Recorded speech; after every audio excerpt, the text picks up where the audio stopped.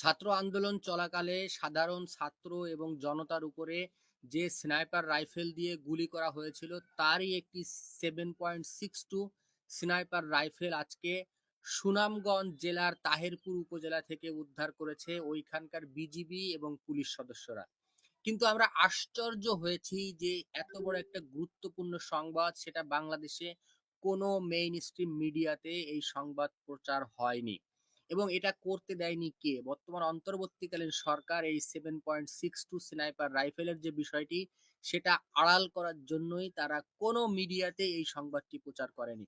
আপনাদেরকে একটু দেখাই তাহেরপুর যে উপজেলার ওইখানে যে বিজিবি সদস্যরা তারা এই স্নাইপার রাইফেলটি উদ্ধার করেছে।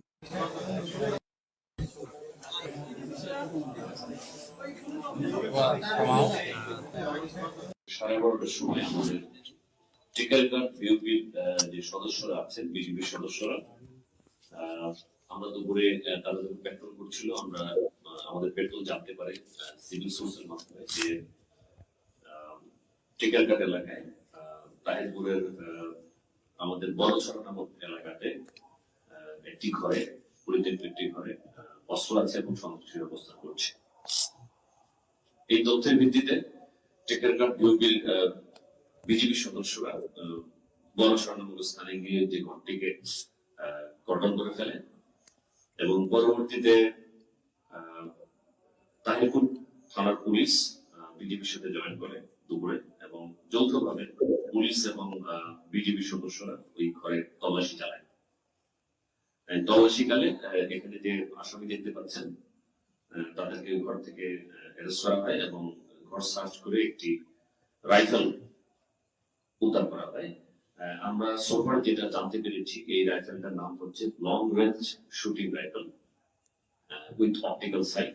অপটিক্যাল সাইট আছে যে অপটিক্যাল সাইটের মাধ্যমে দূর থেকে ফায়ার করা যায়। এই দেখেন বিষয়টি আপনারা দেখলেন যে এই যে রাইফেলটি এই রাইফেলটি দিয়ে দূর থেকে শুট করা যায়, এটাই হচ্ছে ছাত্র আন্দোলন চলাকালে সেই 7.62 স্নাইপার রাইফেল যেটা ওই এলাকার সন্ত্রাসীদের কাছে আছে। কিন্তু খুবই আশ্চর্যের বিষয় যে বাংলাদেশে কোনো মিডিয়াতে এই সংবাদটি প্রচার করতে দেয়নি বর্তমান অন্তর্বর্তীকালীন সরকার। আপনাদেরকে একটু দেখাই যে বর্তমান অন্তর্বর্তীকালীন সরকারের প্রথম যে স্বরাষ্ট্রমন্ত্রী ছিলেন যে ব্রিগেডিয়ার সাখাওয়াত হোসেন এই ব্রিগেডিয়ার সাখাওয়াত হোসেন তিনি কিন্তু 12ই আগস্ট 2024 সালের 12ই আগস্ট তিনি একটি কথা বলেছিলেন। তিনি সিএমএইচ এ আহত আনসার সদস্যদের দেখতে যেয়ে তিনি সাংবাদিকদের বলেন, আহত আনসার সদস্যদের বক্তব্য শুনে আমার কাছে আশ্চর্য লেগেছে। পুলিশের ফায়ার কম লেগেছে তাদের। সিভিলিয়ান পোশাকে 7.62 mm রাইফেলের গুলি লেগেছে। ম্যাসিভ ইনভেস্টিগেশন দরকার। এরা কারা, কাদের হাতে 7.62 mm রাইফেল গেল? চিকিৎসকরা দেখলেন 7.62 পুরো পুরো বুলেট। এটা খুবই উদ্বেগজনক। তার মানে এই যে বক্তব্য তিনি কিন্তু এই যে 7.62 স্নাইপার রাইফেল এই বিষয়ে তিনি একটি তদন্ত করার জন্য অধিকতর তদন্তের বিষয়টি তিনি উল্লেখ করেছিলেন এবং এটা নিয়ে তিনি প্রকাশ্যে বলেছিলেন যে ছাত্র জনতার উপরে এইভাবে গুলি চালালো কারা? কারণ পুলিশের হাতে 7.62 নেই, আর্মির হাতে 7.62 রাইফেল নেই, অথচ যাদেরকে গুলি করা হয়েছে ম্যাক্সিমাম লাশের গায়ে যে গুলি লেগেছে সেটা হচ্ছে 7.62 স্নাইপার রাইফেলের গুলি। ওই গুলি সাধারণত বাংলাদেশের প্রশাসনের কাছে নেই, বাংলাদেশে পুলিশ কিংবা সেনাবাহিনী কোনো আইন শৃঙ্খলা রক্ষাকারী বাহিনীর কাছে নেই। সুতরাং সেটা বিদেশ থেকে এসেছিল সাধারণ সন্ত্রাসী যারা এই আন্দোলনকে উস্কে দেওয়ার জন্যই এই সমস্ত হত্যাকাণ্ড ঘটিয়েছে। বাংলাদেশ আওয়ামী লীগ সহ বাংলাদেশ আওয়ামী লীগের যত নেতাকর্মীরা রয়েছে তারা কিন্তু বারবার বলেছে যে এই যে ছাত্র জনতাকে হত্যা করা হলো এটা কিন্তু ডক্টর ইউনূস সহ তার যে সমস্ত সন্ত্রাসীরা তারাই কিন্তু এই ধরনের হত্যাকাণ্ড ঘটিয়েছে।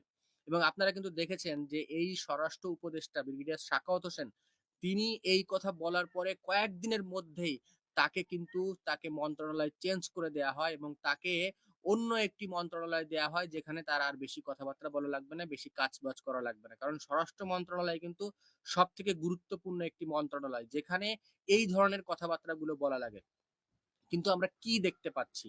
সরকার কিন্তু এই 7.62 স্নাইপার রাইফেলের বিষয়টি বারবার এড়িয়ে যাচ্ছে। তারা বারবার এটাকে অন্তত এটা নিয়ে কোনো ইনভেস্টিগেশন করতে চাচ্ছে না। এটা নিয়ে তারা কোনো প্রকার কোনো তদন্ত করার বিষয়ে কিন্তু তারা আগ্রহ কোনো সময় দেখায়নি।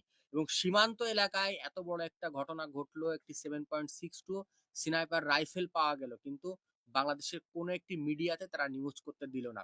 ডক্টর ইউনূস ক্ষমতা গ্রহণের পরই বাংলাদেশের যত শীর্ষ সন্ত্রাসীরা ছিল তাদেরকে তিনি বিনা বিচারে, বিনা ইসেই কিন্তু তিনি নির্বাহী আদেশ দিয়ে তাদেরকে কিন্তু মুক্ত করে দেয়। এবং তার মানে এটা কিন্তু স্পষ্ট হয়ে গিয়েছে যে বাংলাদেশে যত হত্যাকাণ্ড ঘটেছে ওই সময়ে এটা কিন্তু ম্যাটিকুলাসলি প্ল্যান করা, এবং এই হত্যাকাণ্ড ডক্টর ইউনূসের নেতৃত্বে তারই যত জঙ্গি সংগঠনের যারা রয়েছে, যা তার আয়ত্তে যে সমস্ত সন্ত্রাসের, তারাই এই ধরনের হত্যাকাণ্ড ঘটিয়েছে।